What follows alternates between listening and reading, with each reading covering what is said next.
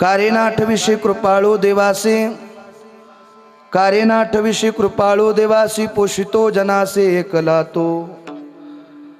बाळा दुधा कोण करी जे, उत्पत्ती वाढवी श्रीपती सवेदुनी. समचरण सरोजम सांद्रणीला बुदाभम, जगननिहित पाणी मंडनम मंडनानम.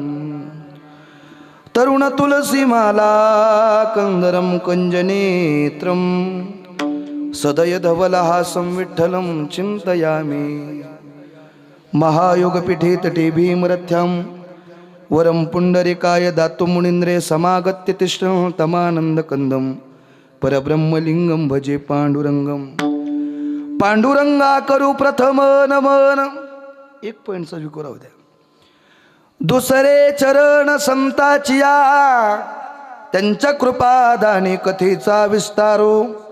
बाबाजी सद्गुरु दास तुका, ज्या ज्या ठिकाणी मन जाय माझे, त्या त्या ठिकाणी निज रूप तुझे.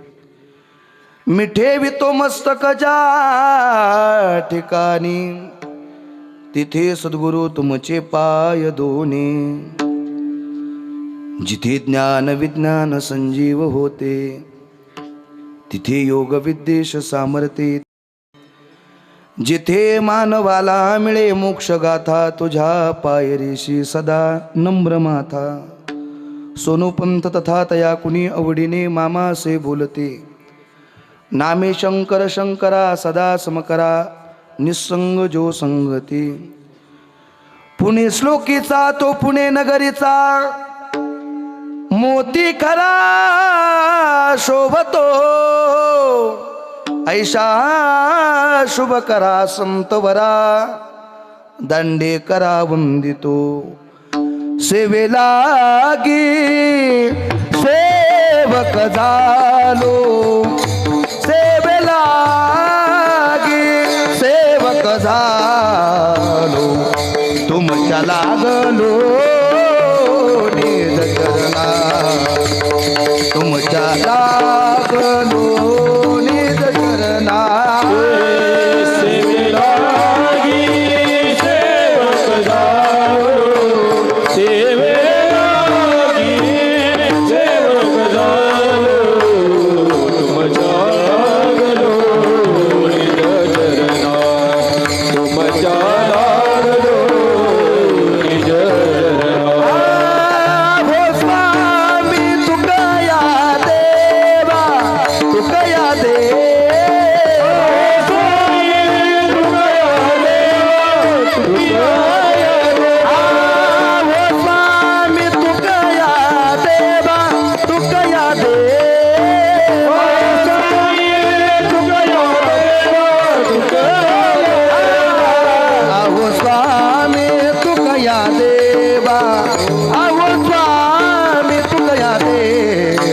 यावरी न करावा यावरी न करावा वेरो. स्वामी तुझ्या देवा, स्वामी तुझ्या देवा. यावरी न करावा वेर, यावरी न करावा वेर. सेवेला गी सेवक झालो, तुमच्या लागलो निज चरणा. स्वामी तुझ्या देवा, यावरी न करावा वेर. सेवेला गी सेवक झालो, तुमच्या लागलो निज चरणा. स्वामी तुझ्या देवा, यावरी न करावा वेर. सेवेला गे सेवक झालो, तुमच्या लागलो निज चरणा. अहो स्वामी तुकया देवा, यावरी न करावा अवेरू.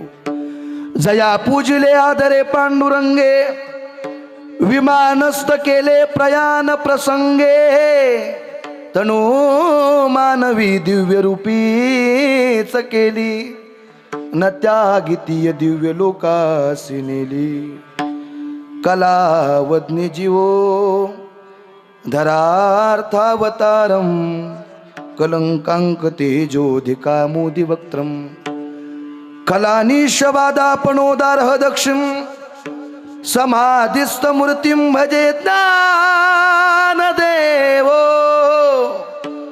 नमो ज्ञानेश्वरा करुणा करा दयाळा तुमचा अनुग्रह लाधलो पावन झालो चराचरी विठ्ठला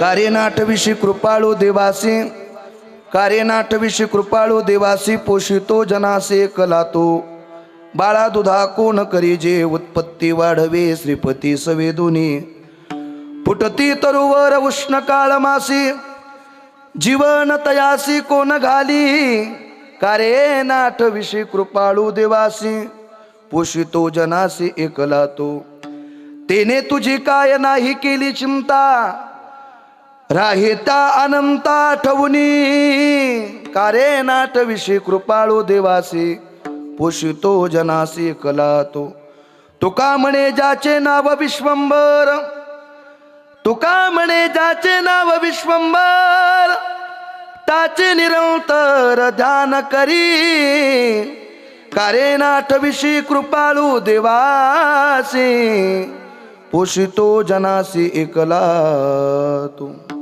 मंगलम भगवान विष्णू मंगलम गरुडध्वजः मंगलम पुंडरीकाय मंगलाय तनोहरी अकारण करुणावरुणालय अखिल गुणधाम भक्त काम कल्पतरू पंढरीश पांडुरंग परमात्मेच्या दयेने त्याच्या कृपाशीर्वादाने मोठ्या आनंदाने उत्साहाने श्री क्षेत्र खडांबे खुर्द माता पिता आश्रम तुकाराम बीज उत्सवाच्या निमित्तानं मोठ्या आनंदाने उत्साहाने चालत असलेला हा सोहळा आता या सोहळ्याला किती वर्ष झाली बाबा ते 12 वर्ष पूर्ण होऊन 13व्या वर्षामध्ये पदार्पण होत असताना मोठ्या आनंदाने उत्साहाने सर्व मंडळी एकत्रित येऊन करत असलेला हा सोहळा बरं का खडेकर बाबा वाटत नाही आज खडांब्यात कीर्तन चालू आहेत मग पंढरपूरमध्ये कीर्तन चालल्याचा आनंद इथं पाहायला मिळतोय एवढा सोहळा एवढा मोठा सोहळा या ठिकाणी बाबांनी या ठिकाणी केला हरिभक्ती पारायण मच्छिंद्र महाराज राजेगावकर व गुरुवर्य जंगले महाराज शास्त्री गुरुवर्य निवृत्ती महाराजजी देशमुख यांच्या कृपा आशीर्वादानं मोठ्या आनंदानं हा सोहळा त्या ठिकाणी गेली 12 वर्ष त्या ठिकाणी मोठ्या आनंदाने उत्साहाने होत असतो आणि आता ज्यांनी एवढं मोठं नियोजन करून या ठिकाणी कार्यक्रमाची गेली 12 वर्ष झाले एवढा मोठा सोहळा त्या ठिकाणी करतात वारकरी संप्रदायातलं थोर व्यक्तिमत्व आमचे गुरुवर्य चंद्रकांतजी महाराज खळेकर बाबांनी गेली 15 वर्ष झाले एवढा मोठा सोहळा त्या ठिकाणी करत असतात पण ते जरी करत असले तरी मला त्यांनी पूर्वच कल्पना दिली म्हणे महाराज आम्ही फक्त करण्याचं काम आहे मग ह्या मळ्यातील सर्व ग्रामस्थ मंडळी लहान असणारे वारकरी मंडळी तरुण मित्र मंडळी सर्व ग्रामस्थ मंडळी महाराज सांगतात ना एकल्याचा नोहे खेळ म्हणून मेळ मेळविला किंवा जमविला सर्वांच्या नियोजनातून खूप गोड असा सोहळा या ठिकाणी चालू आहे महाराज ज्यांनी एवढं गोड त्या ठिकाणी नियोजन या ठिकाणी केलंय आदरणीय बाबा असतील एवढा मोठा कार्यक्रम या ठिकाणी करणं एवढं सोपं नाही सप्त्य गावात किती होत असतील पण सप्त्यापेक्षाही मोठ्या आनंदाचं स्वरूप या ठिकाणी आपल्या इथं तुकाराम महाराजांच्या मंदिराच्या जवळ आणि शेजारी सावता महाराजांचं मंदिर आहे त्या ठिकाणी हा सोहळा त्या निमित्तानं विजय उत्सवाच्या निमित्तानं या ठिकाणी चालू आहे एवढा गोड सोहळा त्या ठिकाणी करत असताना ज्यांचा संत पूजन आहे आमच्याबरोबर आलेले वारकरी संप्रदायातलं थोर व्यक्तिमत्व आदरणीय बाबांच्या संगतीत गेली 13-14 वर्ष झालं आमचे पप्पूदादा या ठिकाणी उपस्थित आहे टाकळी डोकेश्वरवरून आणि श्री रावसाहेब सांगदेव गोल कल्लापुरे त्या ठिकाणी त्यांचं संत पूजन आहे आणि ज्यांनी आज अन्नदानाचा एवढा मोठा खर्च त्या ठिकाणी उचललेला आहे बाळासाहेबजी लक्ष्मण आडसुरे यांच्यासाठी एकदा जोरदार टाळी सर्वांनी वाजवा एवढा मोठा सोहळा करत असताना अन्नदानाच्या रूपानं ज्ञानदानाच्या रूपानं या ठिकाणी एवढं मोठं सहकार्य प्रत्येक वर्षी होत असतं आणि याही वर्षी या सोहळ्याच्या निमित्ताने एवढा मोठा कार्यक्रम गेली 12 वर्ष झालं महाराज करतायत त्यांना द्यावे तेवढे धन्यवाद थोडेच आहे महाराज त्यांना धन्यवाद काय आम्ही सगळे गुरुबंधू मंडळी आहेत पण आज महाराज एवढा कार्यक्रम मोठा करत असताना त्यांच्या मातापित्यांना किती मोठा आनंद होत असतात ऐकतात का तुम्ही सर्वजण महाराज करतात यात काय नवालय पण जगद्गुरु तुकोबर आहेत त्यांना धन्यवाद नाही मग धन्य माता पिता दयाची या धन्य माता माता पिता तयाची याद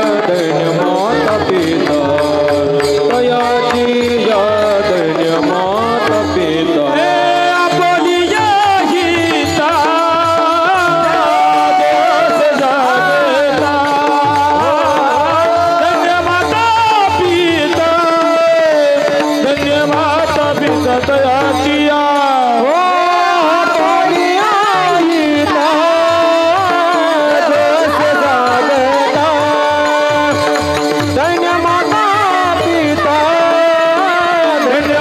पिता तयाची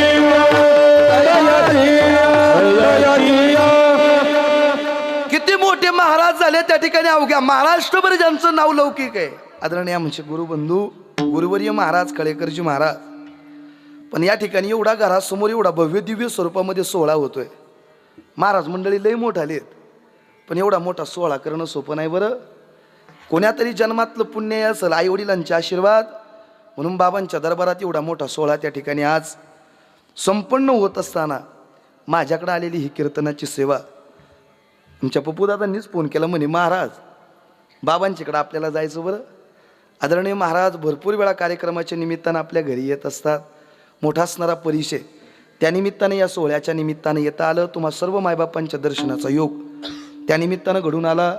आपल्या गावातील आपल्या परिसरातील सर्व राजकीय धार्मिक आध्यात्मिक क्षेत्रातील मान्यवर मंडळी असतील. बाबा मला तुमचं सर्वांचं नाव कोणाचं ज्ञात नाही बरं आणि तुमचं नाव घेऊन एवढा माझा अधिकार सुद्धा नाही. का तुम्ही जेवढी परमार्थात केलेली साधना आहे तेवढं माझं वय सुद्धा नाही. तुम्हा सर्वांच्या चरणाला मस्तक टेकून या सप्ताहाच्या निमित्तानं ज्यांचं गायन तुम्ही गेली 5-6 दिवस ऐकतायत वारकरी संप्रदायातले उतुंग भरारी घेतलेले आमचे गुरुवर्य आदरणीय आमचे कापडे महाराज या ठिकाणी उपस्थित त्यांच्याकरता एकदा टाळी वाजवा सर्वांनी. थोडा गोड सोहळ्याच्या निमित्तानं बाबांच्या त्या ठिकाणी सोबत गेली 7-8 दिवस गायनाची सेवा ते करत असतात. त्यांनाही त्यावेळी तेवढे धन्यवाद थोडेच आहे. आज ज्यांचं महाराजांचं आगमन झालं बाबांचं नाव सुदर्शनजी महाराज त्यांच्याकरता एकदा टाळी वाजवा. तुम्ही सुरुवातीची ज्या ठिकाणी ज्यांच्या मुखातून गोड अशी गान कुकळा म्हणून अवघ्या महाराष्ट्राचं वैभव आमचे सुदर्शनजी महाराज आहेत. ज्यांचा पखवाद तुम्ही गेली 4-5 दिवस ऐकला त्यांच्या गुरुवर्यांचा पखवाद ऐकला त्यांचा नामचा परिचय पण महाराजांचा परिचय नाही बरं. महाराजांचं नाव नकुल महाराज आमच्या महाराजांकरिता एकदा टाळी वाजवा.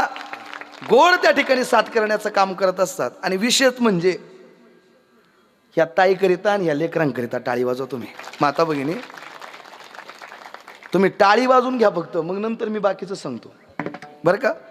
टाळी वाजवून मला त्यातलं एक उत्तर द्या. आपल्या मळ्यातलं ना आपल्या गावातली किती लेकरं आहेत तिथं नाही म्हणताय तुम्ही. मग आपली लेकरं कुठं गेली टी व्ही पाहायला काय करतात ते आपली लेकरं. तुम्हाला पाया पडून माझी विनंती आहे याच्याही पुढे मोठमोठाले सोहळे होतील महाराज. गावागावात 5 सोडून 10-10 सप्ते होतील. पण एक वाक्य तुम्हाला सांगून जाईल माणूस किती दिवस जगला याच्यापेक्षा तुम्ही सर्वांनी बोला माणूस किती दिवस जगला याच्यापेक्षा कसा जगला याला खूप मोठी किंमत आहे.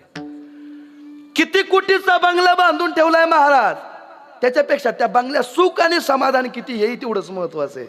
नवे गावात किती वर्ष सप्ताह केला त्याच्यापेक्षा कसा केला याला खूप मोठी किंमत आहे. म्हणून या माता भगिनींना त्या ठिकाणी माझी विनंती आहे. आमच्या महाराजांची 2 लेकरं इथं टाळ घेऊन उभी त्यात काय नवलंय. ही वारकरी संप्रदायाची परंपरा आहे पण तुमची कुठे आहेत. आज सप्त्याच्या निमित्तानं लाखो समाज प्रत्येक गावागावात लाखो समाज येत असतो. माझी पाया पडून विनंती आहे मी तुमच्या मुलासारखा आहे. सुरुवातीलाच एक विनंती तुम्हाला करून जाईल माऊल्या हो आपली लहान लहान लेकरं या धर्ममंडपात घेऊन येत जा. तो माझ्यासारखा कीर्तन करणार व्हायचा आमच्या महाराजांसारखा नको गोड पखवाद नाही वाजवायचा बाबा. आमच्या कृष्णासारखा गोड गायन नाही करायचा. पण नारदाच्या गादीवरून पाया पडून विनंती तुम्हाला करतो इथं जर ज्ञानोबा तुकोबऱ्याचा शब्द त्याच्या कानावर पडला ना आईबापाला लाथा बुक्क्या मारून घराच्या बाहेर तरी हाकलू देणार नाही. ही वारकरी संप्रदायाची ताकद आहे. म्हणून पाया पडून तुम्हाला सर्वांना माझी विनंती आपला मुलगा डॉक्टर जरूर होईल इंजिनियर जरूर होईल 2 लाखाचा पगार त्याला महिन्याला असेल बाबा. ऐकतात ना तुम्ही सर्वजण 2 लाखाचा पगार त्याला महिन्याला असेल पण कुणी पायावर वाकणार नाही त्याची आई. पण आपला 3रीचा मुलगा इथं टाळ घेऊन उभा करा 85 वर्षाचा आजोबा त्याच्या पाया पडेल, ही वारकरी संप्रदायाची ताकद आहे. म्हणून पाया पडून माझी विनंती आहे, आपला धर्म आणि आपली संस्कृती जर टिकायची असेल तर त्या ठिकाणी लहान लेकरं आपली टाळ घेऊन होती उभी राहिली पाहिजे. लाख सोडून 2 लाखाचा मोबाईल पोराच्या हातामध्ये द्या बरं मावल्या हो, पण ज्ञानोबऱ्याचा 5 रुपयाचा हरिपाठ द्यायला विसरू नका, तर आपला धर्म आणि आपली संस्कृती टिकल. म्हणून लहान लहान लेकरं, हे लेकरं आहे आपल्या संस्थे, आपल्या गावातली संस्था आहे. तुम्हाला गावात नसो पाठवायची तर आळंदीला पाठवा, आमच्या ताईंची गोड अशी संस्था आहे. आणि हे आपल्या गावातलीच त्या ठिकाणी लहान लहान विद्यार्थी आहे. एकदा त्यांच्याकरिता टाळी वाजव तुम्ही सर्वांनी.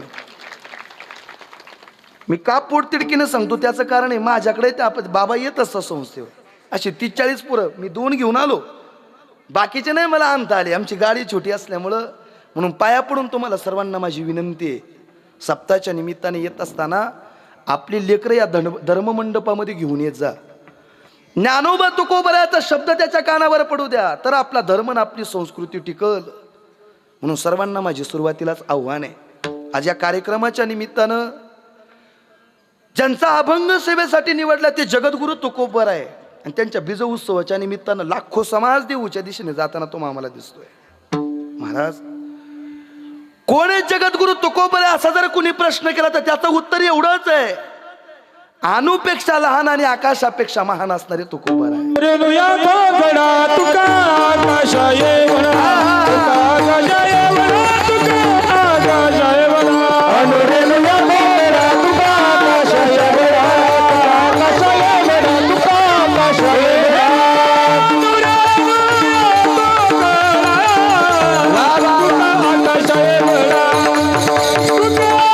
आकाशा येवला, तुका आकाशा येवला,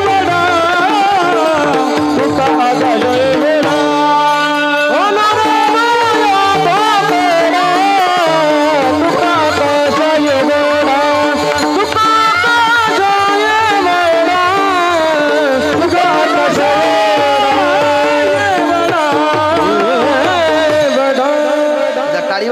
करिता सर्वांनी, कोणी महाराज तुकोबराय असा जर कोणी प्रश्न केला तर त्याचं उत्तर एवढंच आहे, अणुपेक्षा लहान आणि आकाशापेक्षा महान असणारे तुकोबराय. कोणी महाराज तुकोबराय? ज्या यमाला तुम्ही आम्ही घाबरतो बाबा, त्या यमाच्या डोक्यावर पाय ठेवून सदैव वैकुंठाला जाणारे जगद्गुरु तुकोबराय. जगा काळ खाये आम्ही माथा दिला पाय. कोण तुकोबराय असा जर कोणी प्रश्न केला तर आदरणीय वारकरी संप्रदायातलं थोर व्यक्तिमत्व आदरणीय डॉक्टर बाबांच्या मुखातलं वाक्य, कोण तुकोबराय असा जर कोणी प्रश्न केला तर पंढरीश पांडुरंग परमात्म्याच्या मुकुटामधून पडलेला हिरा म्हणजे जगद्गुरु तुकोबराय. आणि त्यांचा अभंग आज सेवेच्या निमित्तानं निवडलेला आहे. अभंग 5 चरणाचा आहे. ऐकायला जरी मोठा असला तरी त्या ठिकाणी 4 चरण जगद्गुरु तुकोबरायांची प्रश्नात्मक आहे, आणि शेवटच्या चरणामध्ये जगद्गुरु तुकोबराय त्याचं उत्तर सांगतात. या सामान्य जीवाच्या उद्धाराकरिता संत महात्मे जन्माला आले. जगाच्या कल्याणा संताच्या विभूती, देह कष्ट विती परोपकारे. जेवढं काही आयुष्य असेल या जगाच्या कल्याणाकरिता आपलं जीवन व्यतीत केलं, जेवढं कार्य त्या ठिकाणी होतं तेवढं बजवलं आणि निघून गेले महाराज. संताचं जीवन तेच आहे, ते जगद्गुरु तुकोबराय या ठिकाणी आज अभंगातून सांगतात. जीवन जगत असताना प्रत्येक त्या ठिकाणी सुखाच्या अपेक्षेने धडपड करतो, किंवा देव मिळवण्याची इच्छा प्रत्येकाला आहे, किंवा सुख मिळण्याची अपेक्षा प्रत्येकाला आहे. महाराज त्यासाठी एक करा, काय करा? देवाचं नामस्मरण करा, त्याला आठवा. कारे नाठविशी कृपाळू देवासी. का महाराज त्याचं नामस्मरण करायचं? त्याचं उत्तर एवढंच आहे, पोषितो जनासी एकला तो, कारण तो जगाचं भरण पोषण करणार आहे. काय करतो महाराज तो? या माऊल्यांसाठी त्याचं एक उदाहरण आहे. तुकोबराय सांगतात, आईच्या पोटामध्ये वाढत असलेला बाळाचा गर्भ, बाळ जन्माला येण्याच्या आधी त्याच्या खाण्याची आणि पिण्याची सोय करतो, तो जगाचा मालक आहे. बाळा दुधा कोण करी जे उत्पत्ती, वाढवी श्रीपती सवे दोन्ही. महाराज अजून काय त्या ठिकाणी जे जगाचा मालक करतो? तर त्याचं उत्तर जगद्गुरु तुकोबराय 3ऱ्या चरणामध्ये परत प्रश्नात्मक सांगतात. उन्हाळ्याच्या दिवसामध्ये जर पाहायला गेलं बाबा, तर उंच असा डोंगर जर पाहिला तर त्या डोंगरावरती सर्व रान वाळून गेलेला असतो, पण हिरवागार वृक्ष तुम्हाला त्या डोंगरावरती दिसत असतो. मग गावातलं कुणी पाणी घालायला तिथं जातोय का? पण तरी तो हिरवागार आहे का? त्याचं कारण एवढंच आहे, फुटती तरुवर उष्ण काळ मासी जीवन तयासी कोण घाली. महाराज याला जीवदान देणारा कोण आहे? परत तिसरं प्रमाण, चौथं प्रमाण जगद्गुरु तुकोबऱ्यांचं तेच आहे का? महाराज प्रत्येकाचं भरण पोषण करणारा तो जगाचा मालक आहे. तो तुझी काय चिंता करत का करणार नाही? महाराज सांगतात, तेने तुझी काय नाही केली चिंता, राहे त्या अनंता आठवणी. अशी 4 चरण त्या ठिकाणी जगद्गुरु तुकोबऱ्यांची प्रश्नात्मक आहे. मग सर्वांनी उंच कान करून ऐका. पहिला शब्द आहे तुकोबऱ्यांचा, कारे नाठविशी कृपाळू देवासीन पोषितो जनासी एकला तो. प्रत्येकाचं भरण पोषण करणारा तो आहे, पण त्याचं नाव जगद्गुरु तुकोबऱ्या सांगत नाही. महाराज काय करतो तो? बाळ जन्माला येण्याच्या आधी त्याच्या खाण्याची पिण्याची सोय करणारा तो जगाचा मालक आहे. काय करतो? बाळा दुधा कोण करी जे उत्पत्तीन वाढवी श्रीपती सवेदोनी. बाळ जन्माला येण्याच्या आधी त्याच्या खाण्याची आणि पिण्याची सोय करतो, पण तो कोण आहे महाराज? त्याचं उत्तर तुकोबऱ्या सांगत नाही. तिसरं चरण आहे तुकोबऱ्यांचं, फुटती तरुवर उष्ण काळ मासी जीवन तयासी कोण घाली. महाराज चैत्राच्या उन्हामध्ये त्या ठिकाणी हिरवागार वृक्षाला पालवी फुटत असते, असा कोण आहे तो? तर त्याचं उत्तर तुकोबऱ्या तिसऱ्या चरणात सांगत नाही. फुटती तरुवर उष्ण काळ मासी जीवन तयासी कोण घाली. कोण आहे त्याला जीवदान देणारा? महाराज असा कोण आहे? तर त्याचं नामस्मरण चिंतन केल्यानंतर तो कृपा करील का? महाराज सांगतात, तेने तुझी काय नाही केली चिंता आणि राहे त्या अनंता ठेवणी. तू त्याचं नामस्मरण चिंतन केल्यानंतर तो त्या ठिकाणी तुझ्यासाठी येणार नाही का? पण महाराज कोण आहे असा? त्याचं उत्तर जगद्गुरु तुकोबऱ्या आहे. अभंगाच्या शेवटच्या चरणामध्ये सांगतात, तुका म्हणे ज्याचे नाव विश्वंभर आणि त्याचे निरंतर ध्यान करे, कार्य नाठविषयी कृपाळू देवासी पोषितो जनासी एकला तो विठाला.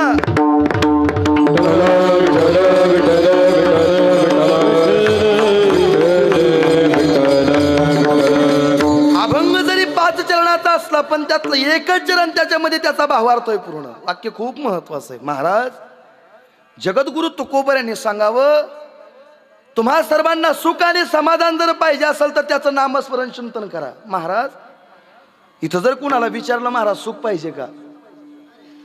तर प्रत्येकाचा हात उंच होईल. दुःख पाहिजे का माऊली? हो तुम्हाला पाहिजे का नको? त्या मागच्या माऊलीनं केलंय हातवर. कशाला पाहता तिकडं?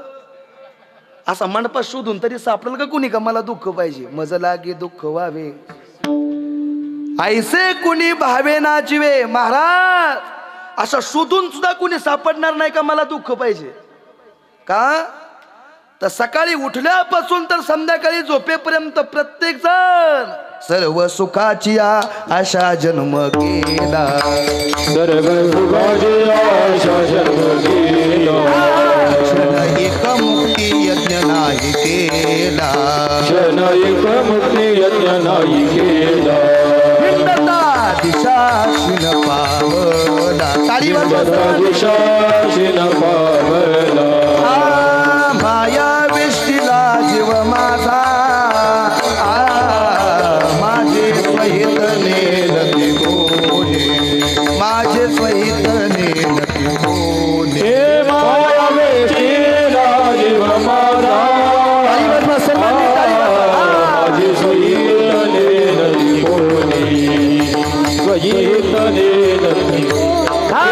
सर्व सुखाची आशा जन्म गेला, एक मुक्ती यज्ञ नाही केला.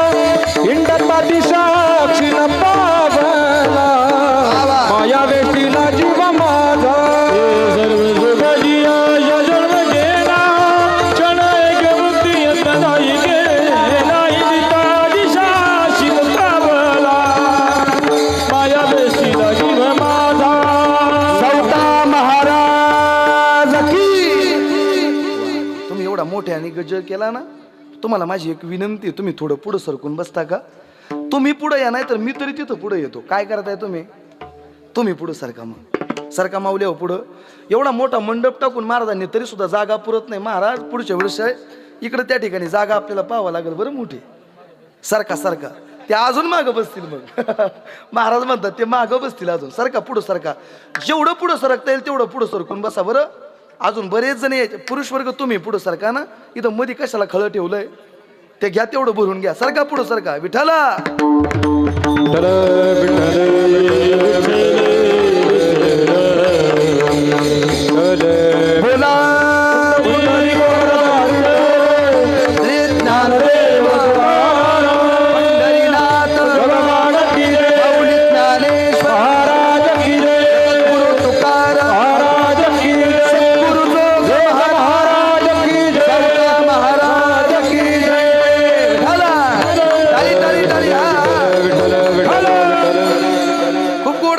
प्रमाण दिलं. काय प्रमाण आहे महाराज? प्रत्येक जीव असा आहे का सुख नको असा कुणी इथं मंडपात असा कुणी शोधून सापडणार नाही का?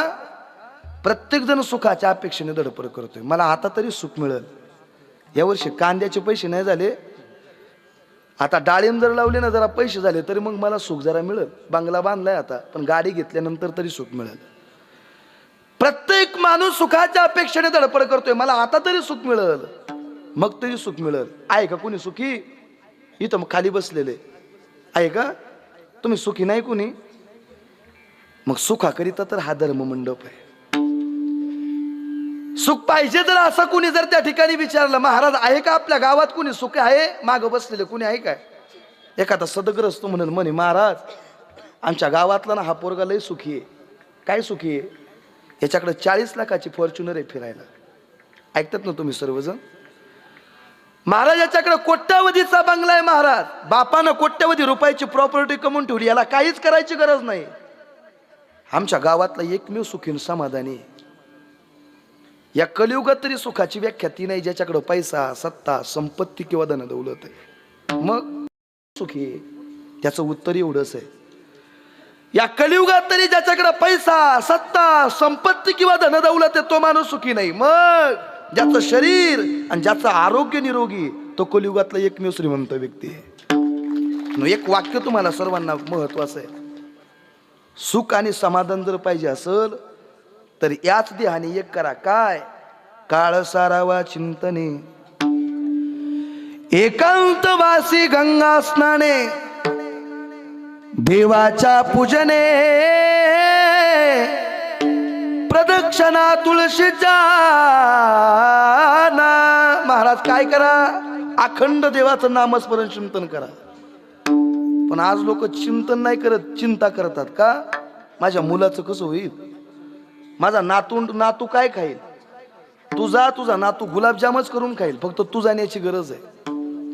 महाराज विचार कशा पायी करता? का आजा मेला पंजा मेला, बाप मसना गेला, देखत देखत नातू पण तोही तैसा झाला, देखत देखत नातू पण तोही तैसा झाला. उठा उठा जागा पाठी, भय आले मोठे, उठा उठा जागा पाठी, भय आले मोठे.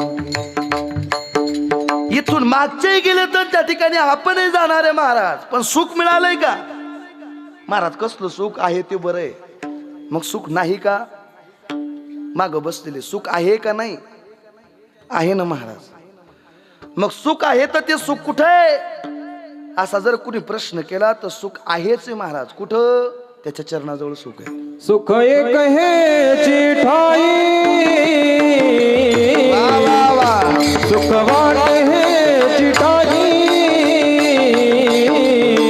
सुख वसेची ठाई, सुख वसेची ठाई, सुख वसेची ठाई. वा वा. पायी सताच्या, बहु पायी सताच्या, बहु पायी सताच्या, वसे हेची ठाई, बहु पायी सताच्या, बहु पायी सताच्या, बहु पायी सताच्या, सुख वसेची ठाई, बहु पायी सताच्या, सुख वसेची ठाई, बहु पायी सताच्या, वसेची ठाई, बहु पायी सताच्या, सुख वसेची ठाई, बहु पायी सताच्या.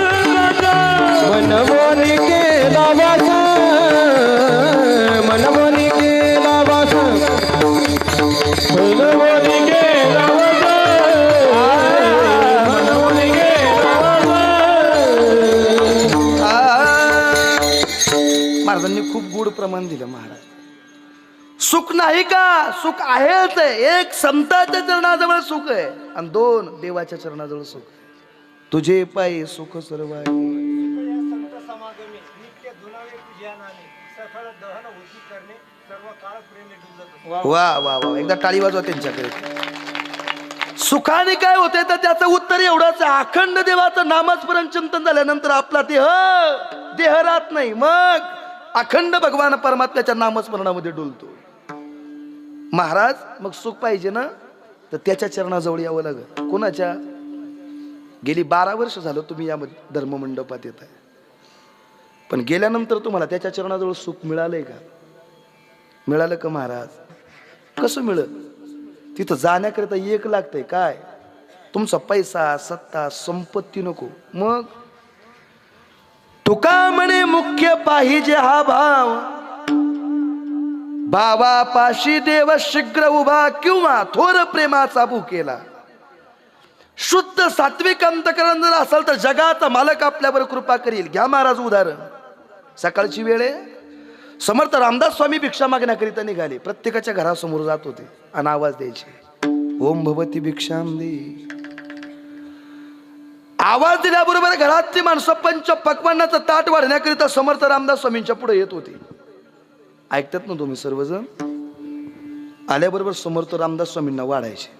पण एक दिवशीचा प्रसंग असा, सकाळची वेळ आहे, भिक्षा मागण्याकरिता प्रत्येकाच्या घरासमोर जात असताना एका श्रीमंत घराच्या समोर जाऊन उभे राहिले आणि आवाज दिला, ओम भवती भिक्षाम दे. आवाज दिल्याबरोबर ती घरातून ती माता पंच पक्वान्नाचं ताट वाढण्याकरिता समर्थ रामदास स्वामींच्या पुढे आली. मायबाप समर्थ रामदास स्वामींच्या पुढे आल्याबरोबर स्वामींना हात जोडला, सांगितलं, स्वामी हे आमचं पंच पक्वान्नाचं ताट घेण्याकरिता काहीतरी पात्र पुढं करा. पात्र पुढं करा म्हटल्याबरोबर समर्थ रामदास स्वामींनी गळ्यातली भिक्षेची झोळी समोर पुढे केली बाबा आणि सांगितलं, याच्यामध्ये वाढा. भिक्षेमध्ये त्या ठिकाणी भिक्षेच्या झोळीमध्ये पंच पक्वान्नाचं ताट वाढलं आणि माघारी तोंड फिरवलं. आणि माघारी तोंड फिरवल्याबरोबर मुखातून एक वाक्य निघालं, या मातेने जर एवढं शुद्ध सात्विक अंतकरणाने जर आम्हाला भोजन वाढलं असेल तर या मातेला काहीतरी त्या मोबदल्यात दिलं पाहिजे. एक वाक्य खूप महत्वाचे, वारकरी संप्रदायातलं थोर व्यक्तिमत्व आदरणीय बंडातात्या कर्डकरांचं वाक्य. संत आणि भगवंत कोणत्या रूपाने आपल्या घरी येतील, कोणत्या दिवशी आपल्याला भेट देतील आणि कोणत्या दिवशी आपल्या जीवनात उद्धार होईल हा कळणार नाही. कोणत्या दिवशी जगद्गुरु तुकोबाराय सावता महाराज आपल्या घरासमोर येतील आणि कोणत्या दिवशी आपल्यावर कृपा करतील हे तुम्हालाही कळायचं नाही का? हे खूप गोडासा दृष्टांत पाठामध्ये सांगत असतात बाबा. एका सदग्रस्ताने परीस ऐकला. शब्द काय? परीस वांबोरीकर आहे का आपल्याकडं? परीस तुम्हाकडं आहे का माऊली? कोणाकडं नाही? मला वाटलं असतं तर बरं झालं असतं, आम्ही पप्पू दादा आम्ही घेऊन गेलो असतो आमच्या तिकडे. परिसाचा गुणधर्म आहे काय? मातीला लागल्याबरोबर सोनं होतंय. मातीला नाही, ते लोखंडाला लागल्याबरोबर सोनं होतंय. ऐका तुम्ही सर्वांनी. एका सतग्रस्ताने कीर्तनामध्ये ऐकलं, म्हणे लोखंडाला लागल्याबरोबर त्या ठिकाणी सोनं होतंय. असा परीस महाराजांनी आज कीर्तनात सांगितलं ना, तो एक ना एक दिवस मी मिळवूनच दाखवील. वाक्य खूप महत्वाचं, बरं ऐका. इथून घरी गेला, तो वांबुरीतलाच होता, खडांब्यातला असल्यामुळं घरी गेल्याबरोबर त्यांनी काय केलं, एक त्या ठिकाणी खेळात घेतला आणि खिशात ठेवला. बाबा इथून तालुक्याच्या गावाला नगरला जरी निघाला तरी वेगळा दगड दिसला का कापडे बाबा त्याला घासून पाहायचा. वेगळा दगड दिसला का घासून पाहायचा. 1 वर्ष झालं, 2 वर्ष झालं, 3 वर्ष झालं, पण परीस मिळाला. थोडं मोठ्याने बोला. परीस मिळाला. ज्या खिशात खेळा ठेवत होता ना त्या खिशाला होल पाडून खेळा निघून गेला, पण परीस काय मिळाला. पण त्याने थांबायला पाहिजे होतं, पण तो खडांब्यातला होता. त्याने काय केलं, आपल्या करगोट्याला एक लोखंडाची पट्टीच बनवून घेतली आणि जिथं वेगळा दगड दिसल तिथं घासून पाहायचा. वेगळा दगड, गावातल्या लोकांनी त्याला दगड घाशाच नाव ठेवलं. काय ठेवलं? लोक काय नाव ठेवतील सांगता नाही येत. दगड घाशा नाव ठेवलं, पण त्याने ध्यास सोडला नाही. 4 वर्ष झाली, 5 वर्ष झाली, 6 वर्ष झाली. परीस मिळतोय का मिळतोय का या अपेक्षेने प्रवास आणि प्रयत्न करत होता. याचा सिद्धांत खूप महत्वाचा आहे. बरं 7-8 वर्ष निघून गेली. आणि एक दिवशीचा प्रसंग असा, स्नान करून बाहेर येत असताना पत्नीचं लक्ष कंबरेकडे गेलं, तर कंबरेची पट्टी सोन्याची झालेली होती. काय झालेली होती? आता तुम्ही सांगा, याच गावातली ती माऊली, तिनं काय पट्टी पाहिली शांत बसली असेल काय? किचन मधूनच आवाज दिला, अहो ऐका, तुमच्या कंबरेची पट्टी सोन्याची झाली. आता भाव काय चालू आहे माहिती का तुम्हाला? 85 चालू आहे. काय? आता ती पट्टी जरी म्हटलं तर कमीत कमी तुम्ही तुमच्या पद्धतीने हिशोब लावा. आता इथं हिशोब लावायला वेळ नाही तेवढा. कमरेची सोन्याची झालेली पट्टी पाहिल्याबरोबर ती माऊली पळत त्यांच्याकडे निघाली. ऐका ना, तुमच्या कमरेची पट्टी सोन्याची झाली, सोन्याची झाली, सोन्या. त्याला लय आनंद झाला. त्या आनंदाच्या भरात त्याने डोक्याला हात लावला आणि खाली बसला. त्याला पत्नीच्या मुखातून वाक्य निघालं, अहो तुमच्या कमरेची पट्टी सोन्याची झाली, तुम्ही डोक्याला हात कशा पाय लावलाय? तर त्या सदग्रस्ताने दिलेलं उत्तर आहे, अगं कमरेची पट्टी सोन्याची झाली, पण ती कोणत्या दगडाने झाली? दगड आलाय पण आणि निघूनही गेला. तसं ऐकतात ना तुम्ही, तसं जगद्गुरु तुकोबर आहे, संत सावता महाराज कोणत्या रूपाने आपल्या घरी येतील आणि कोणत्या दिवशी आपला उद्धार होईल कळायचं नाही. समर्थ रामदास स्वामींच्या मुखातून वाक्य निघालं, या माऊलीनं जर एवढं शुद्ध सात्विक अंतकरणाने जर भोजन वाढलं असेल तर या माऊलीला काहीतरी दिलं पाहिजे. माऊल्या हो, जगद्गुरु तुकोबऱ्या जर आज आपल्या स्वप्नामध्ये आले आणि त्यांनी जर तुम्हाला मागितलं काय पाहिजे ते मागा, तुम्ही काय मागाल बरं? मिसरी? कोण म्हटलं मिसरी? तर मिसरी मागण्यासाठी त्या ठिकाणी तुम्ही जन्माला आलात का? महाराज, मागून मागून तुम्ही आम्ही काय मागणार आहे? दादा, या माऊल्या मिसरी मागितल्या कसं जमल? महाराज, तुम्ही आम्ही मागून मागून काय मागणार आहे? वाढावे संतान, पैसा, सत्ता, संपत्ती किंवा धनदौलत, यापेक्षा काय मागणार आहे? पण पैसा आणि सत्ता आणि संपत्ती ही देवाकडे मागून मिळणारी गोष्ट नाही, ती तुमच्या आमच्या प्रारब्धात असावी लागते. घ्या पुरा. अन्नमान धन है तो प्रारब्धाधीन है तो प्रारब्धाधीन. अन्नमान धन है तो प्रारब्धाधीन, प्रारब्धाधीन है तो प्रारब्धाधीन. अन्नमान धन है तो प्रारब्धाधीन, है तो प्रारब्धाधीन, है तो प्रारब्धाधीन. हो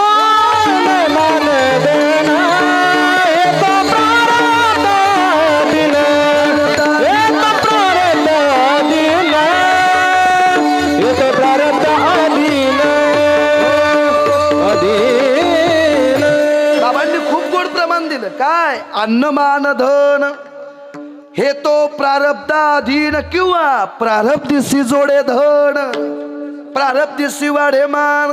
अन्न, मान, धन किंवा पैसा कुणाला किती द्यायचा आहे हे देवाकडे मागून मिळणारी गोष्ट नाही, ही तुमच्या आमच्या प्रारब्धात असावी लागते.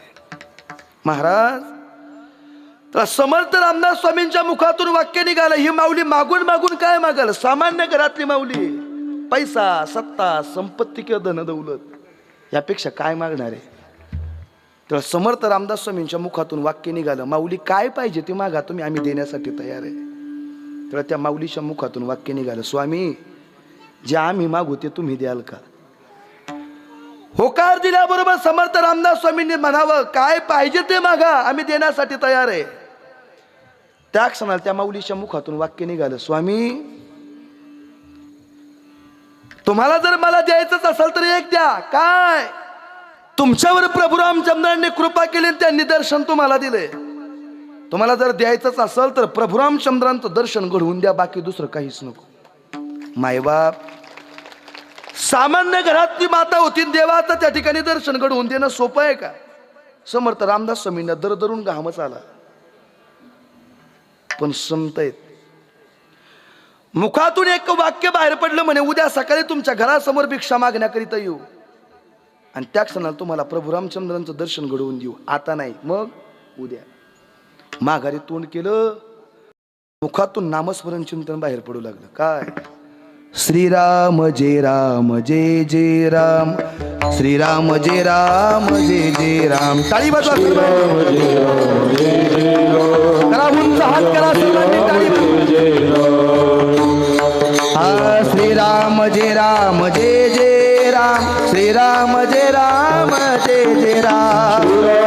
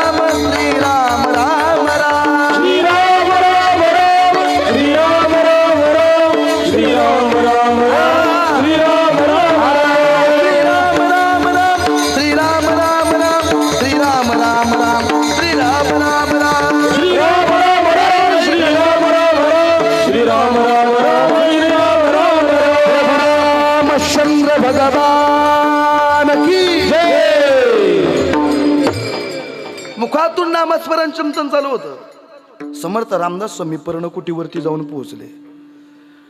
मिळालेलं भोजन प्राशन केलं. दररोजचा नित्यनेमावरला विश्रांती केली. सकाळची वेळ झाली. दररोजचा नित्यनेमावरून ज्यावेळेला भिक्षा मागण्याकरिता निघाले ना, भिक्षा मागण्याकरिता निघाल्याबरोबर मनामध्ये विचाराला काल कुणाला तरी आपण वचन दिलं होतं. पण रस्त्याने जात असताना हातामध्ये कमंडलू आहे. त्या रस्त्याने जात असताना रस्त्याच्या कडेला पडलेले खडे उचलायचे आणि त्या कमंडलूत टाकायचे. रस्त्याच्या कडेला पडलेले काटे उचलायचे, त्या कमंडलूत टाकायचे. शेण उचलायचे, त्या कमंडलूत टाकायचे. गच्च कमंडलू त्या शेणानं काड्याने कचऱ्याने भरला. आणि समर्थ रामदास स्वामी त्या माऊलीच्या घरासमोर जाऊन उभे राहिले आणि आवाज दिला, ओम भगवती भिक्षाम दे. आवाज दिल्याबरोबर त्या घरातून ती माता पंच पक्वान्नाचं ताट वाढण्याकरिता समर्थ रामदास स्वामींच्या पुढे आले. आणि स्वामींना पाहिल्याबरोबर मुखातून वाक्य निघालं, स्वामी काल तुम्ही आम्हाला वचन दिलं होतं, प्रभू रामचंद्रांचं दर्शन तुम्ही आम्हाला घडवून देणार आहे. ऐका ना, आम्हाला प्रभू रामचंद्रांचं दर्शन घडवून द्या, पण ऐका, आधी आमच्या हातामध्ये असणारं पंच पक्वान्नाचं ताट घेण्याकरिता काहीतरी पात्र पुढं करा आणि मग देवाचं दर्शन घडवून द्या. तेवढा समर्थ रामदास स्वामींनी हातामध्ये असताना कमंडलू समोर पुढे केला. त्या माऊलीनं पाऊल टाकल्याबरोबर त्या कमंडलू मध्ये डोकावलं तर कमंडलू मध्ये शेण, काड्या, कचरा गच्च भरलेला कमंडलू पाहिला. तुला त्या माऊलीच्या मुखातून एक वाक्य निघालं, स्वामी एवढं आम्ही शुद्ध सात्विक अंतकरणाने भोजन वाढण्याकरिता तुमच्या समोर आलो आणि तुम्ही अस्वच्छ पात्र देता आहोत, ते स्वच्छ करून द्या ना, स्वच्छ करून द्या म्हटल्याबरोबर त्या क्षणाला समर्थ रामदास स्वामींनी दिलेलं उत्तर आहे तेवढं ऐकून घरी जा. समर्थ रामदास स्वामी सांगतात, तुमचं सामान्य भोजन घेण्याकरिता जर आमचं पात्र स्वच्छ लागत असेल तर देवाचं दर्शन तुम्हाला घडवून द्यायचे. तुमचं अंतकरण शुद्ध नको का? आधी अंतकरण शुद्ध करा, काय होईल? येऊन गोपाळ वा वा वा, राहते ते येऊन गोपाळ राहते ते येऊन गोपाळ राहते ते येऊन गोपाळ. तुका म्हणे चित्ता करार निर्माण येऊन गोपाळ राहते ते येऊन गोपाळ राहते ते. तुका म्हणे चित्ता करार निर्माण येऊन गोपाळ राहते ते येऊन गोपाळ राहते ते. शुद्ध सात्विक अंतकरणाने जर त्या ठिकाणी जगद्गुरु तुकोबर यांच्या दरबारामध्ये आपण येत असाल ना, तर तो जगाचा मालक किंवा जगद्गुरु तुकोबर आपल्या घरी येतील आणि आपल्याला दर्शन देतील. पण त्यासाठी शुद्ध अंतकरण असावं.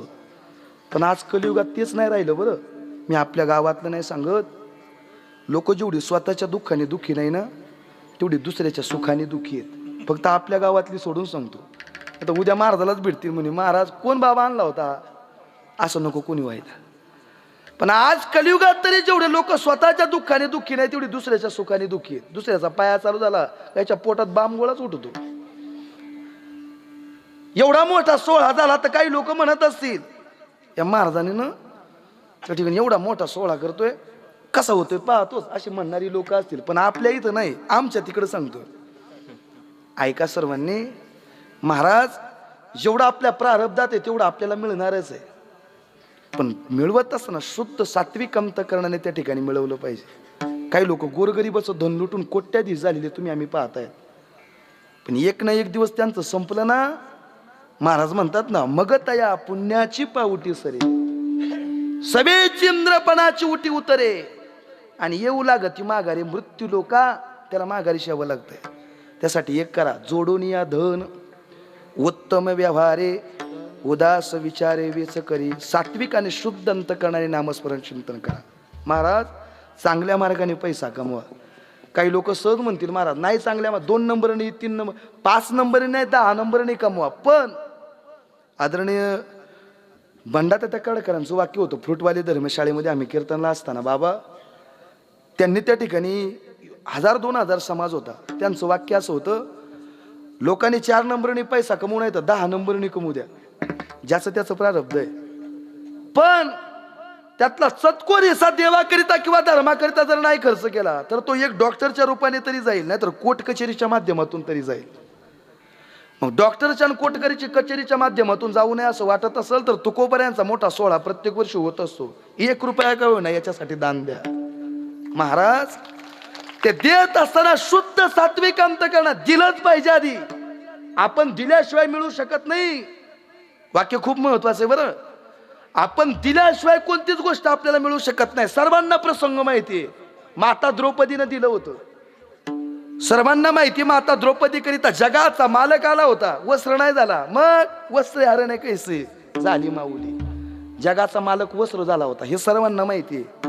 नवे नवे तुम्ही कीर्तनात ऐकले नाही ऐकले मला माहित नाही. तसा मी लय प्रामाणिक महाराज आहे. मी प्रमाणाला न सोडून बोलणार आहे. इथपर्यंत आलो बाबांनी मला इथं आणलं टाइमपास किंवा गप्पा जोडण्याकरिता नाही. एखाद्या माऊल्या तिथून खालून म्हणत असतील अर्धा तास झाला अजून जाहिरात लागानी, काय झालंय. त्यांना जाहिरातीची सवय आहे.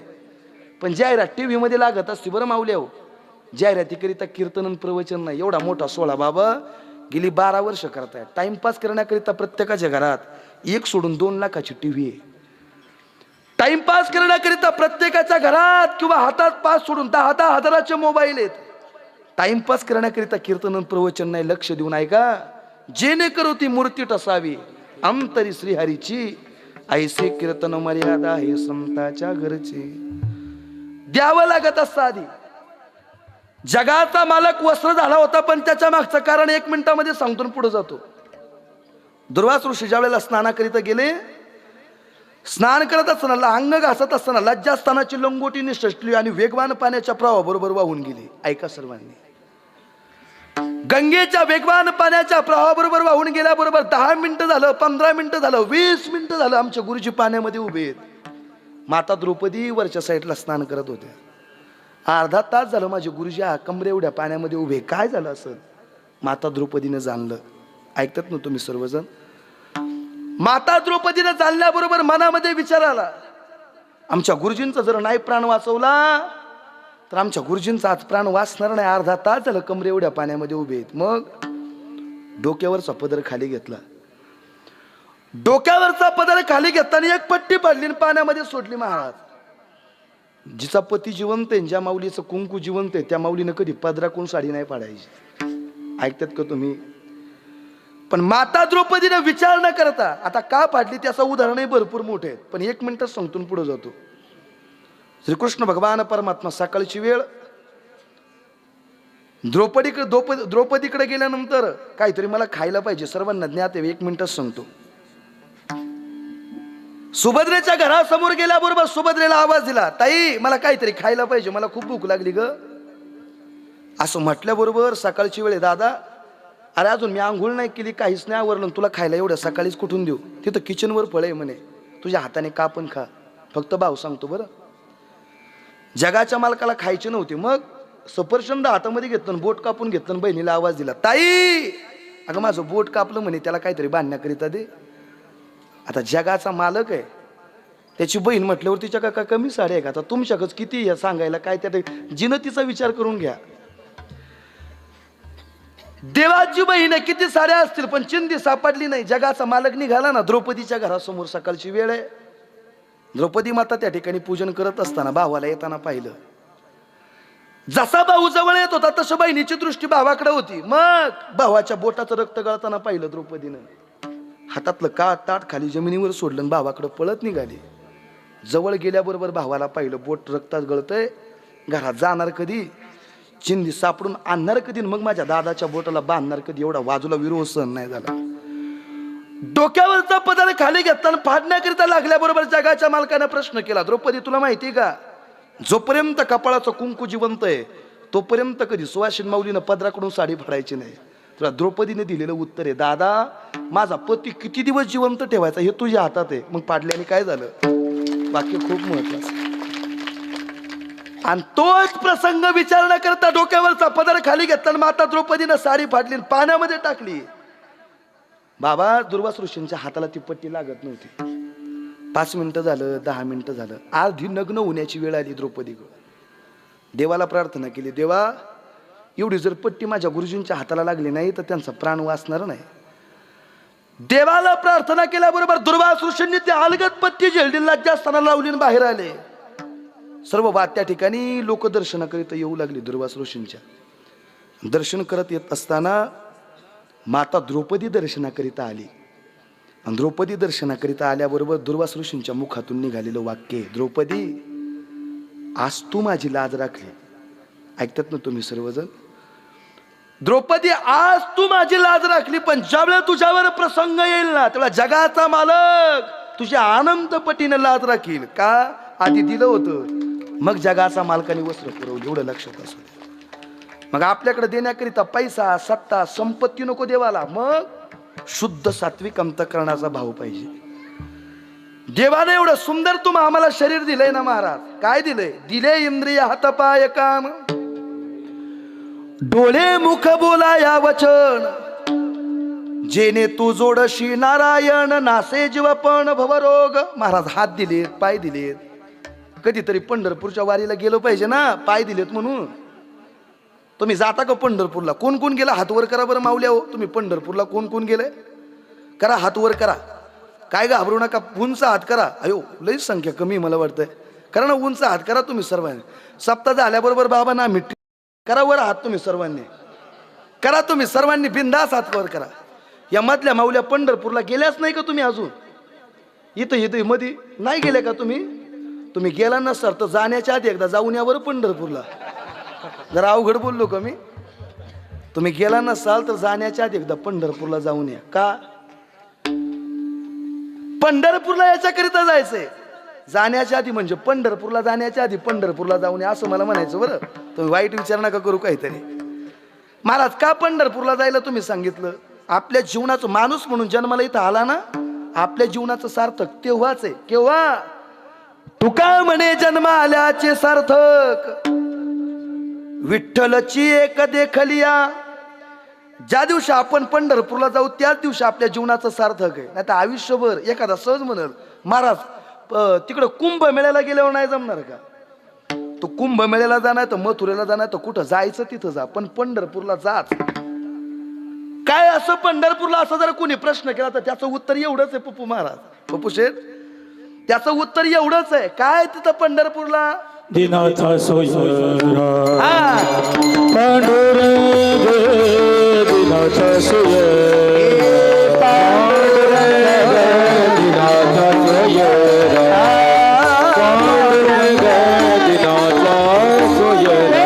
पंढरी सिदारे आला संसार, पंढरी सिदारे आला संसार, दिनाचा सोयरा पांडुरंग, दिनाचा सोयरा पांडुरंग, सिदारे आला संसार, पंढरी सिदारे आला संसार, दिनाचा सोयरा पांडुरंग, दिनाचा सोयरा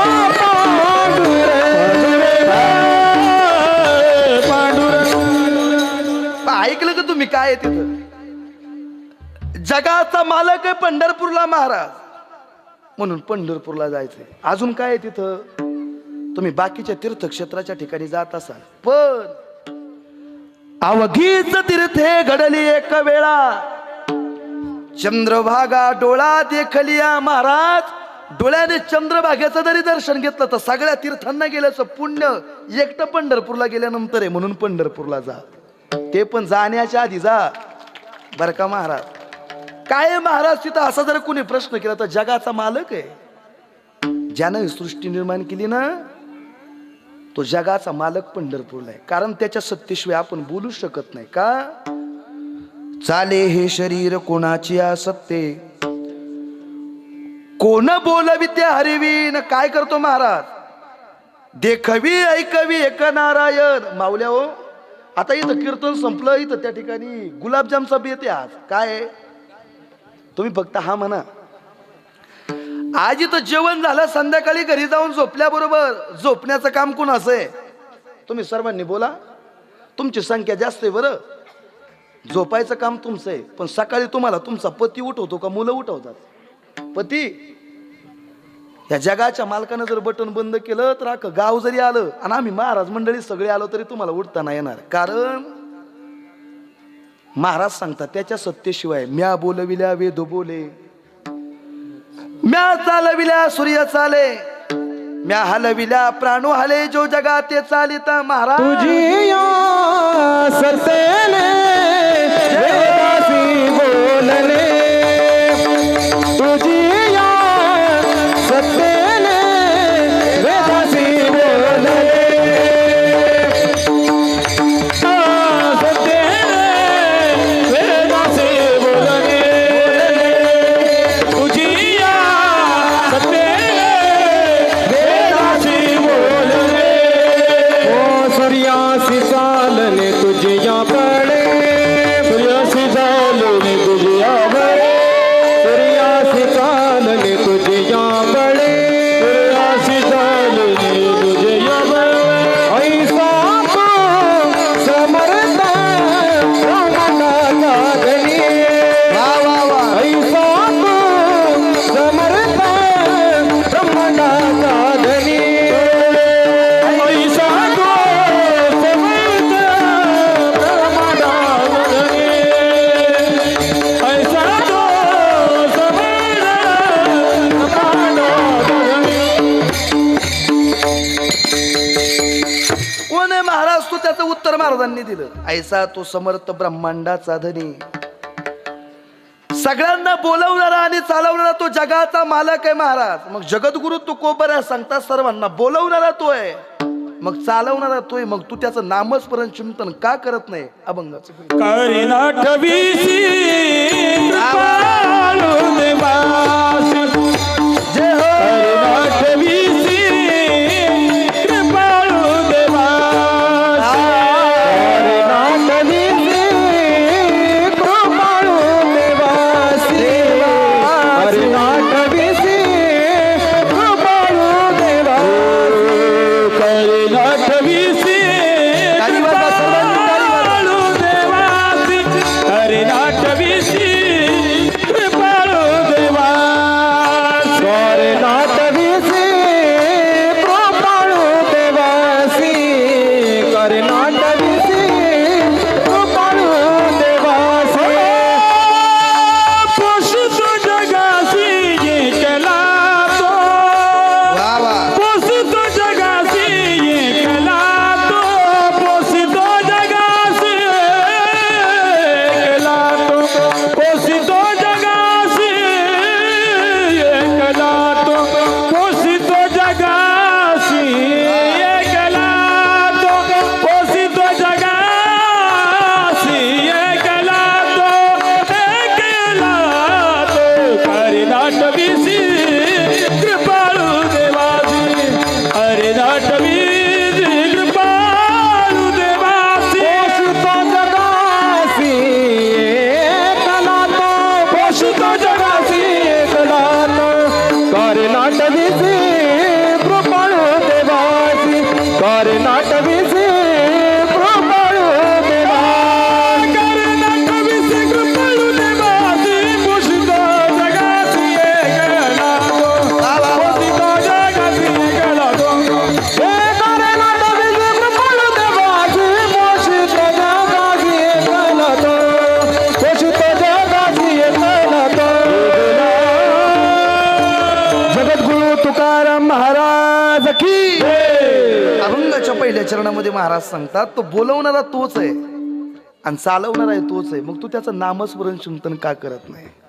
महाराज नामस्मरण चिंतन करण्याकरिताच देवे दिला देह, भजना गोमटा, तोया झाला फाटा बाधिकेचा. नामस्मरण करण्याकरिता सुंदर शरीर तुम्ही आम्हाला त्याने दिलं महाराज. त्याच्या सत्तेने तुम्ही आम्ही बोलतोय चालतोय हे विसरता कामा नये. मग काय करा? अखंड त्याचं नामस्मरण चिंतन करा. जीवन त्याच्या नामस्मरणामध्ये चिंतनामध्ये घालवा.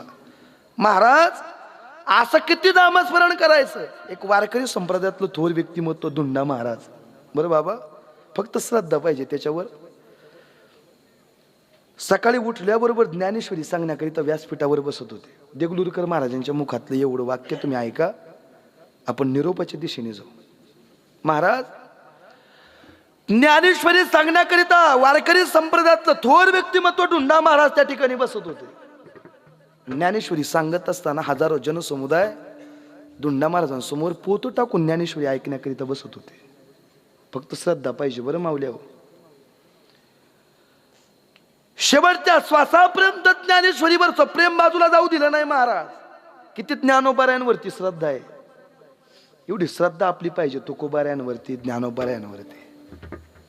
कारण त्यांच्यामुळे हे जगत आहे. ज्ञानोबाऱ्यांनी ज्ञानेश्वरी सारखा, चांगदेव पासष्टी सारखा, अमृतानुभव सारखा ग्रंथ या जगाच्या पाठीवर दिला.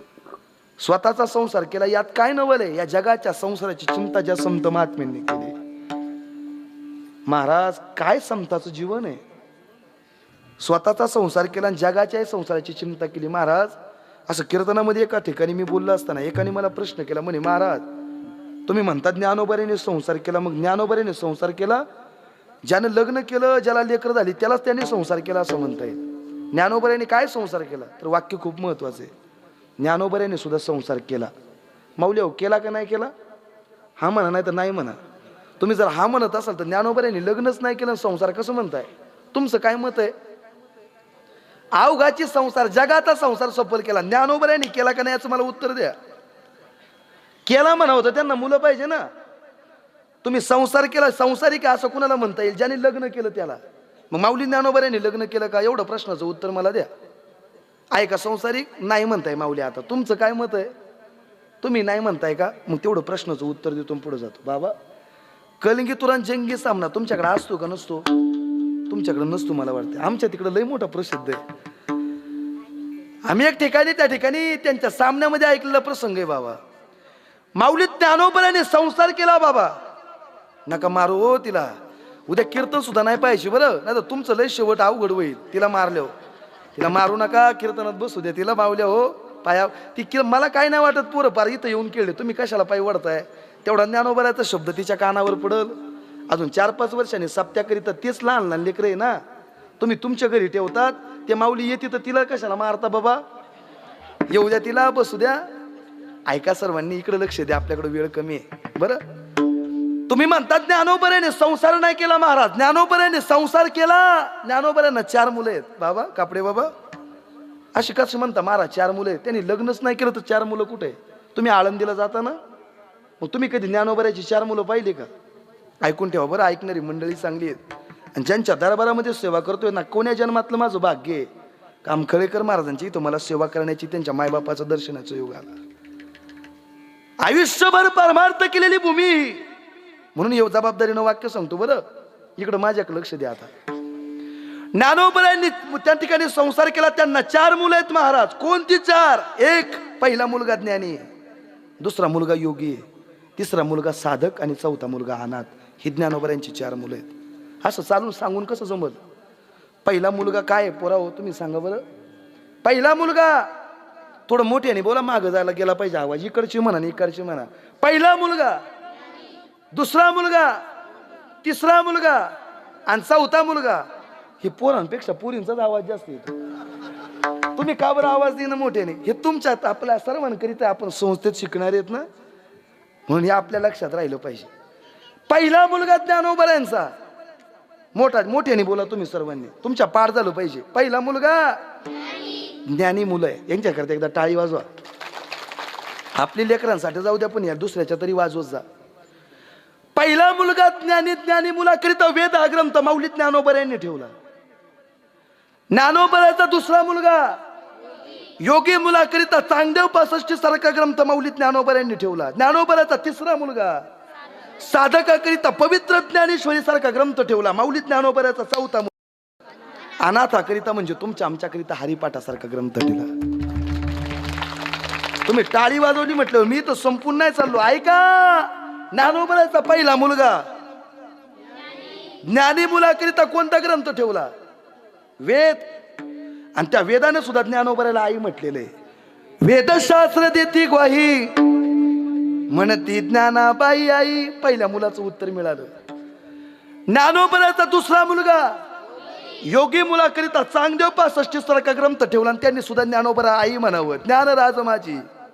ज्ञानोबाऱ्याचा तिसरा मुलगा साधकाकरिता पवित्र ज्ञानेश्वरी सारखा ग्रंथ ठेवला आणि त्यांनी सुद्धा ज्ञानोबाऱ्याला आई म्हणावं. साधकांचा मायबाप दरुशने हरिताप सर्वाभूती सुखरूप ज्ञानोबा माझा.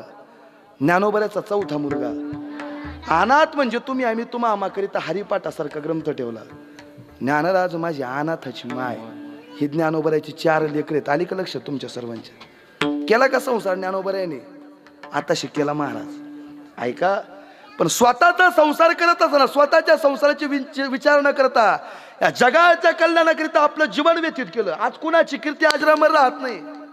तुमच्या खळेकर बाबांचं मी वाक्य ऐकलं होतं. लॉकडाऊनच्या काळात कीर्तन झालं होतं महाराज. कुठं झालं होतं? बाळवणीला. तर त्यांचं एक वाक्य मी ऐकलेलं माझ्या आजही स्मरणात आहे.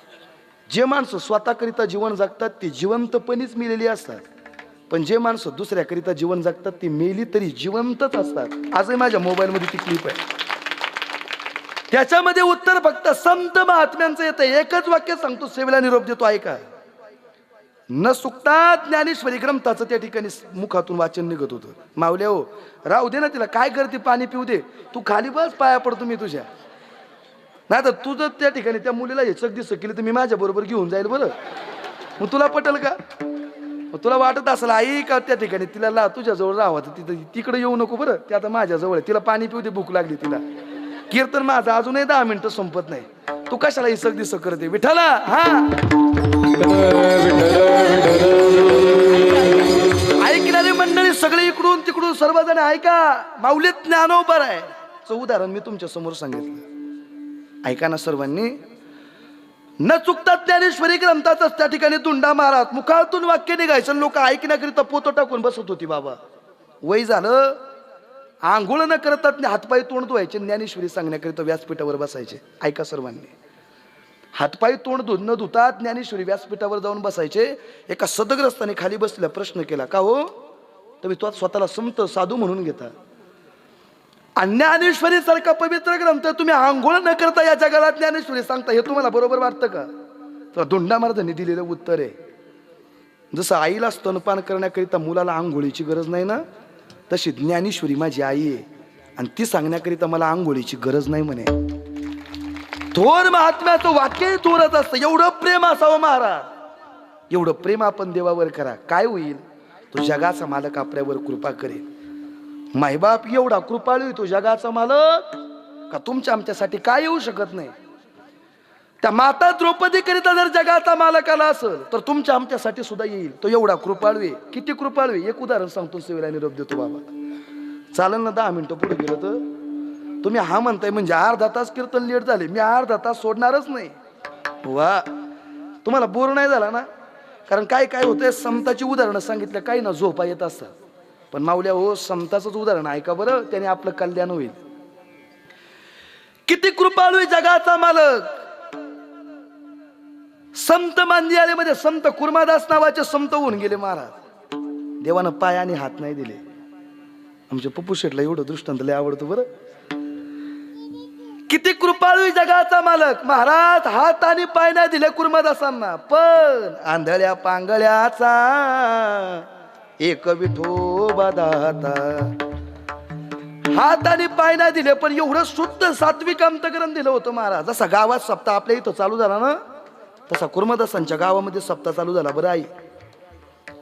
आणि सप्ताह चालू झाल्यानंतर आपल्या कानावरती टाळांचे आवाज येऊ लागले आणि आपल्या आईला आवाज दिला, आई अगं गावामध्ये सप्ताह चालू झालाय, मला घेऊन त्या मंडपात नेऊन बसवू ना. किती कृपाळू जगाचा मला एवढं सांगतो, सेवेला निरोप देतो ऐका. वा वा, किती कृपाळू जगाचा मालक महाराज. कुर्मादासांना आईनं उचलावं मंडपामध्ये नेऊन ठेवावं.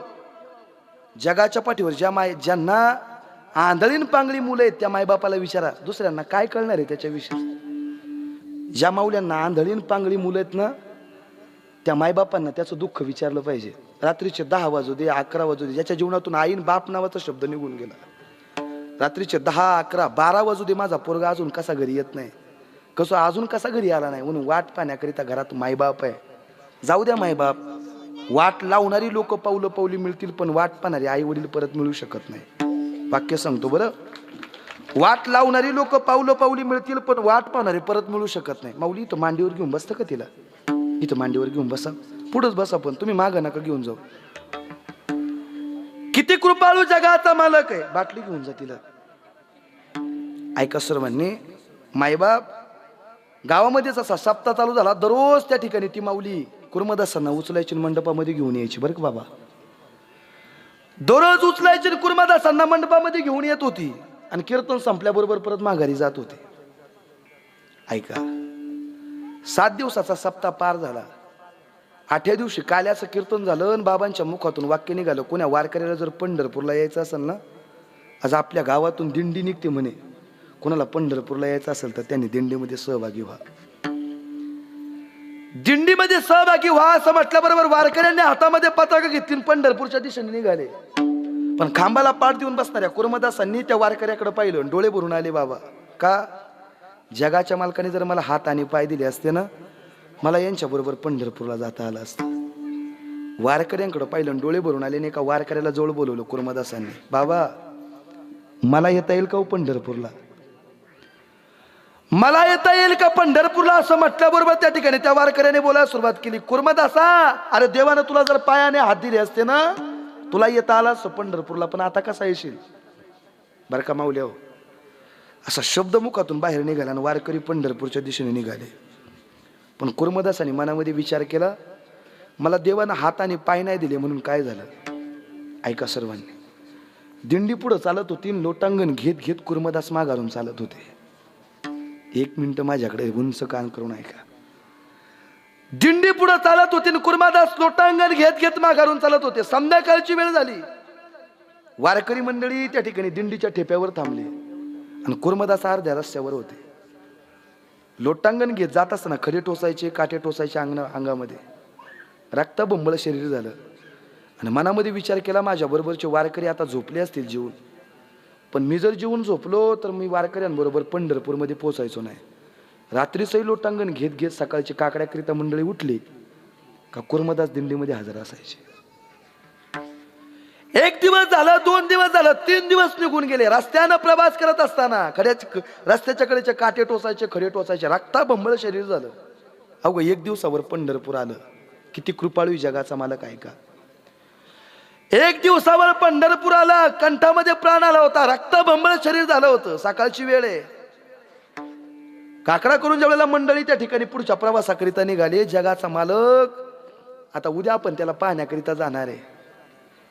उद्या त्या ठिकाणी आपली दिंडी पंढरपूरमध्ये पोहोचणार आहे. वारकरी निघाले, पण रक्ताबंबळ झालेलं शरीर त्या कुर्मदासाने एका वारकऱ्याला हात जोडले आणि सांगितलं, बाबा एवढा करा उपकार आणि सांगा देवा नमस्कार.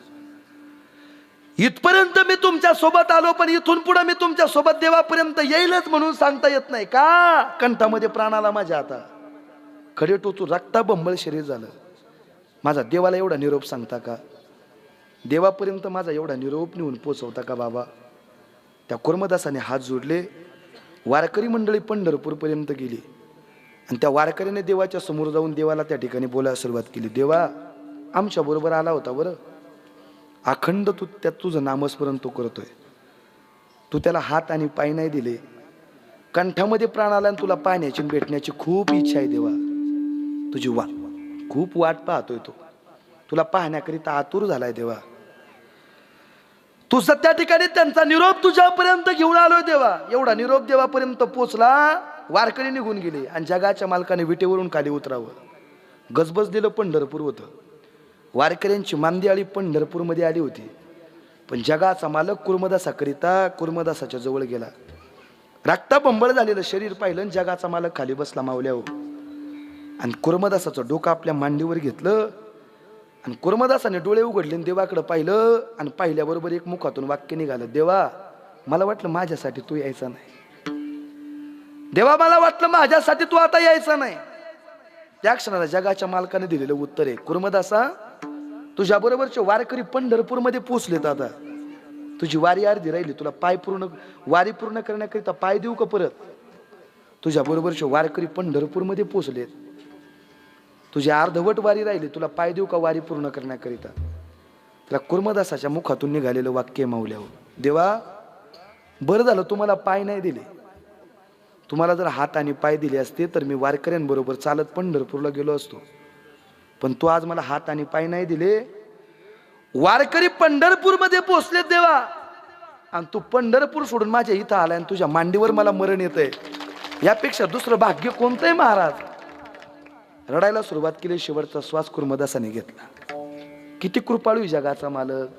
त्या कुर्मदासाकरिता जर तो आला असेल, माता द्रौपदी करिता जर तो आला असेल, तर तुमच्या आमच्यासाठी काय येणार नाही? येईल महाराज. पण त्यासाठी एकच करावं लागेल, अखंड त्याचं नामस्मरण चिंतन करावं लागेल. महाराज काय करेल तो? बाळ जन्माला येण्याच्या आधी तो खाण्याची आणि पिण्याची सोय करेल तुमची आमची. करतोयच आहे. काय करतो? आईच्या पोटामध्ये बाळाचा गर्भ वाढत असताना ते बाळ जन्माला येण्याच्या आधी कितीतरी विज्ञान पुढे गेलं, पण रक्त बनवण्याचा कारखाना आहे का आपल्या भागात? विज्ञान एवढं जरी पुढे गेलं असलं, पण ह्या गोष्टी देवाच्या हातात आहे.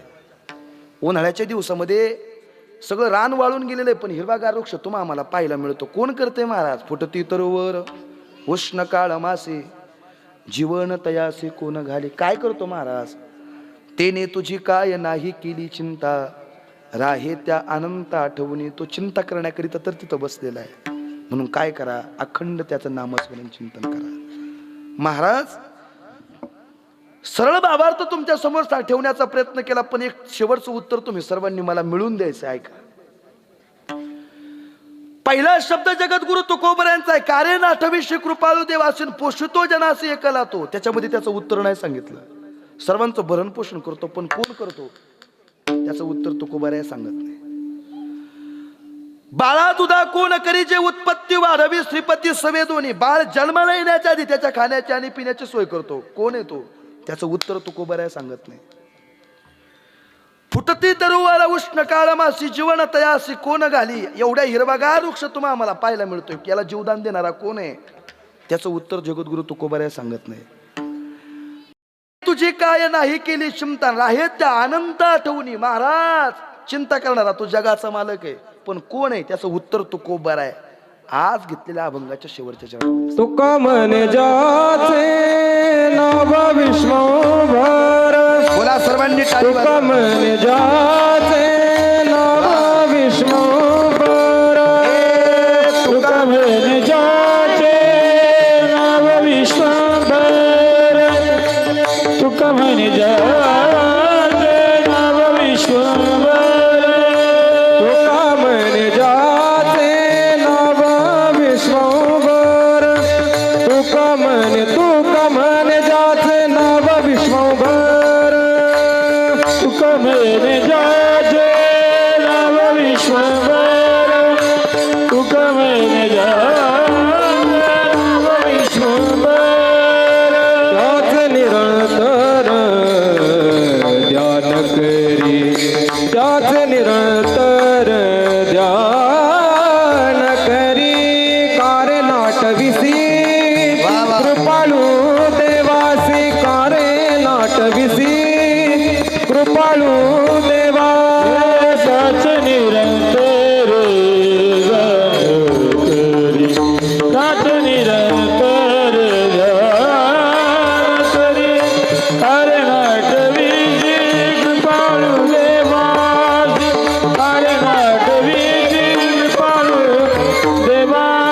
पोषितो जगासी एकला तो. एकला तो पोषितो.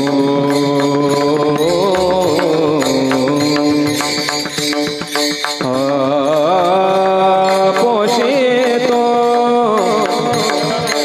जगासी. एकला तो. एकला तो. एकला तो पोषितो.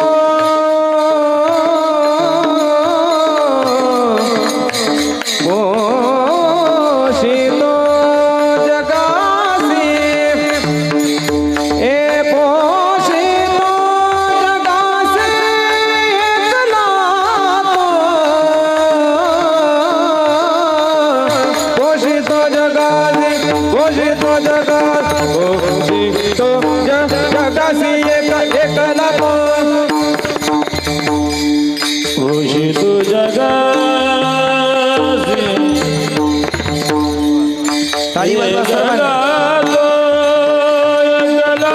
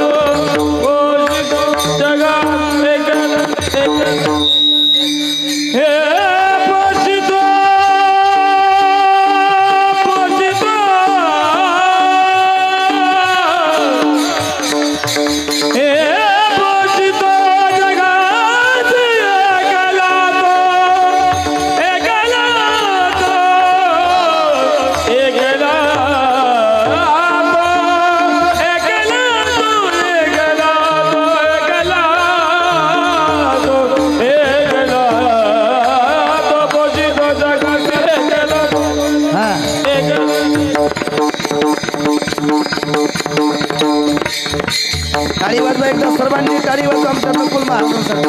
वा, वा.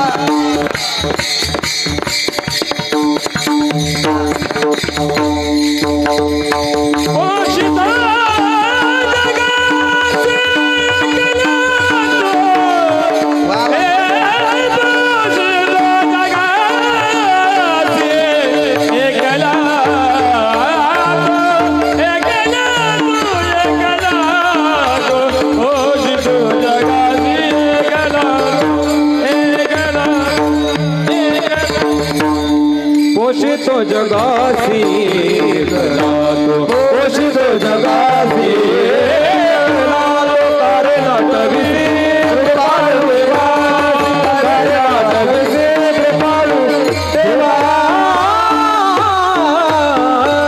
ज्ञानेश्वर माऊली ज्ञानराज विठोबा रखुमाई, ठोबा रखुमाई, विठोबा रखुमाई, ठोबा रखुमाई. टाळी वाजवा, करा उंच हात सर्वांनी करा. हा हा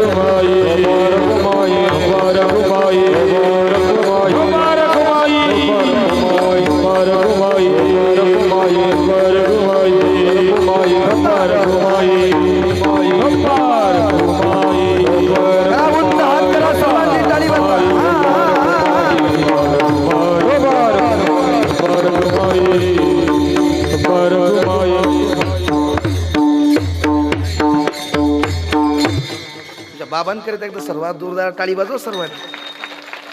असा सोहळा परत पाहणे नाही बरं. आता या लेकरांकरिता तुम्ही टाळी माझ्या बरोबर आले त्यामुळे मी सांगत नाही बरं. पावले आहेत ना, मग आता एकदा ऐकाच तुम्ही बरं का.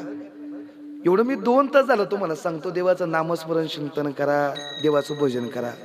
तुम्ही जर देवाचं नामस्मरण नाही केलं ना महाराज, बरं का नकुल महाराज, एकदा वाजवाच तुम्ही, काय होईल महाराज त्याचं उत्तर महाराज सांगतात.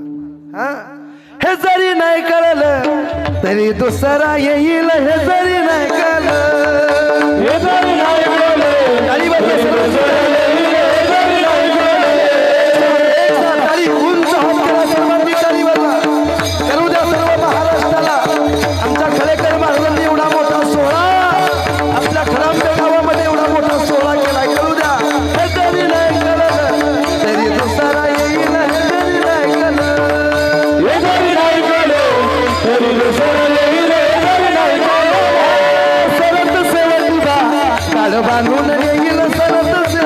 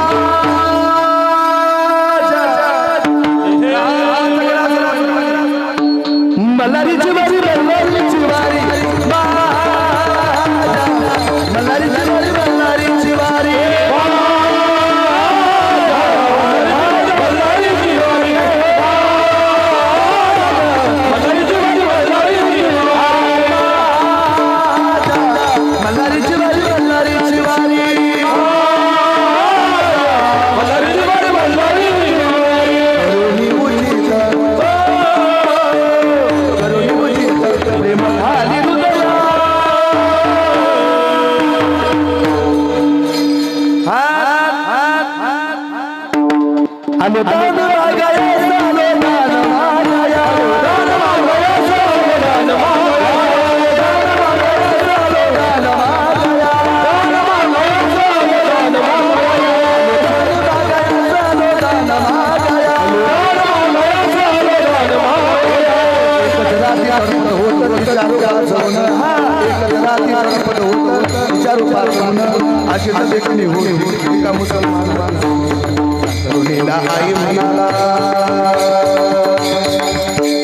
त्या तरुणीला आई म्हणाला छत्रपती शिवाजी महाराज की त्यांचा हात काढून घ्या सर्वांनी करा कोणाचा हात म्हणून आनंदाने नांदत होते हिंदू मुसलमान आनंदाने नांदत होते हिंदू मुसलमान आनंदाने नांदत होते हिंदू मुसलमान आनंदाने नांदत होते हिंदू मुसलमान महाद्वारी बोली बोली बोली बोली बोली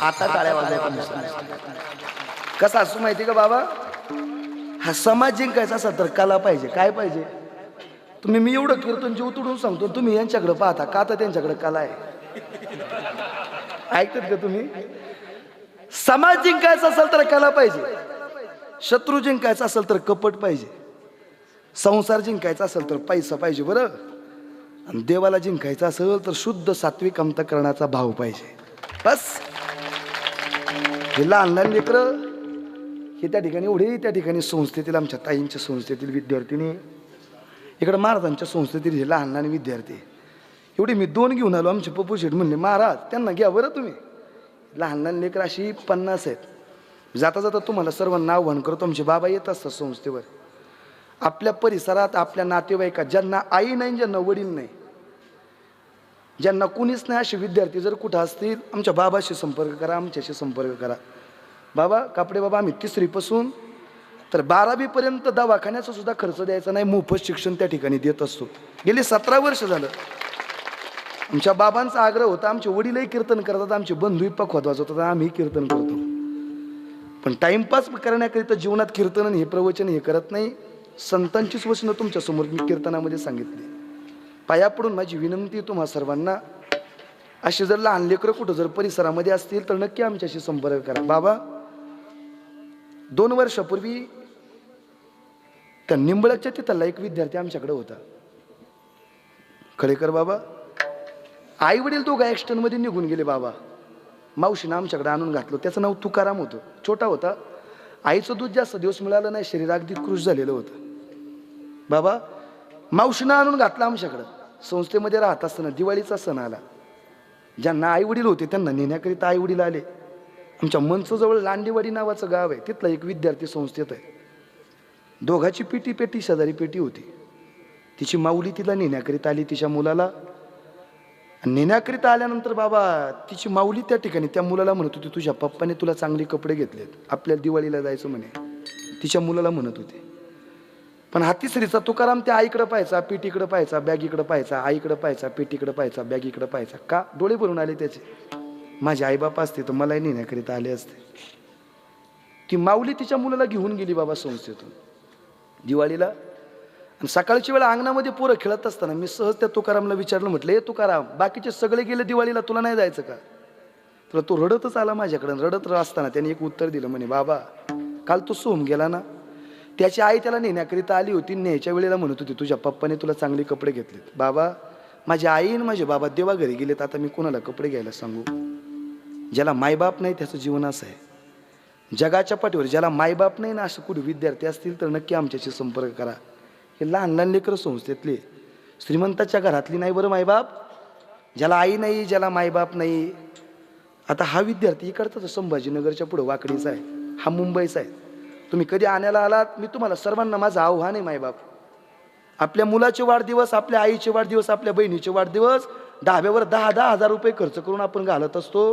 पाया पडून माझी विनंती आहे, या लेकरांच्या संस्थेत जा, इथं महाराजांच्या संस्थेत जा आणि आपल्या आईचे, आपल्या मुलाचे आणि आपल्या बहिणीचे वाढदिवस तिथं साजरे करा. तेवढीच पाया पडून मला तुम्हाला विनंती आहे. थोडा मोठा सोहळा आमच्या महाराजांनी केला. आज त्या ठिकाणी देवाला सुद्धा हारिक वाटत असेल. महाराज मंडळी भरपूर आहेत, पण ते बाकीचे सगळे याच्या मागं आहे. पण एवढा मोठा सोहळा आमच्या महाराजांनी केला. त्यानिमित्तानं मी बाबांच्या कीर्तनात गायन म्हणून अजूनपर्यंत साथ करतो. बरं, मला कोण्या जन्मातलं माझं भाग्य आज मला इथं कीर्तन करण्याची संधी आमच्या बाबांच्या त्या ठिकाणी नियोजनातून मला मिळाली. या पत्रिकेत मी छोटा आहे बरं सर्वांच्या, पण मला आज सेवा करण्याची संधी इथं मिळाली. तुम्हा सर्व मायबापांच्या दर्शनाचा योग आदरणीय महाराजे साथ करण्याकरिता उपस्थित आहे. माझ्यापेक्षा ज्ञानानं वयाने सर्वच मोठे. तुम्हा सर्वांच्या चरणाला मस्तक टेकवतो. जाता जाता एक विनंती तुम्हाला सर्वांना करतो, कधी आण्याला आलात, आमचे पप्पू शेठ त्या ठिकाणी टाकळी डोकेश्वर त्यांचं गाव आहे, कधी आण्याला आलात आमच्या बाबांबरोबर संस्थेला भेट देण्याकरिता नक्की या. या लहान मुलांकरिता तुम्ही जरूर मदत करा. एवढा मोठा सोहळा चालू आहे ना, 1 रुपया का होईना मदत इथं करत जा. ज्याला मदत नाही करायची त्याने पंतरवडी उचलण्याचं काम करा. आणि तुम्ही सर्व मिळून एवढं करतात म्हणून हा सोहळा या ठिकाणी दिसतोय. तुम्हा सर्वांकरिता एकदा जोरदार टाळी वाजवा. तुमच्या बाबांना एवढा मोठा सोहळा त्या ठिकाणी करतायत. मी 15-20 मिनिटं तुमची जास्त घेतल्याविषयी दिनगिरी व्यक्त करतो. जाता जाता जगद्गुरु तुकोबाऱ्यांनी एवढीच विनंती करतो, सावता महाराजांना एवढीच विनंती करतो, देवा तुकोबाऱ्यांना एवढीच विनंती करतो, पैसा सत्ता संपत्ती नको कुणाला देऊ, पण सर्वांना सुखात ऐश्वर्यात आणि आनंदात ठेव. एवढी विनंती तुकोबाऱ्यांकडे करून याच ठिकाणी सेवेला पूर्ण विराम. विठ्ठल जय जय विठ्ठल, जय जय विठ्ठल, विठ्ठल जय जय विठ्ठल.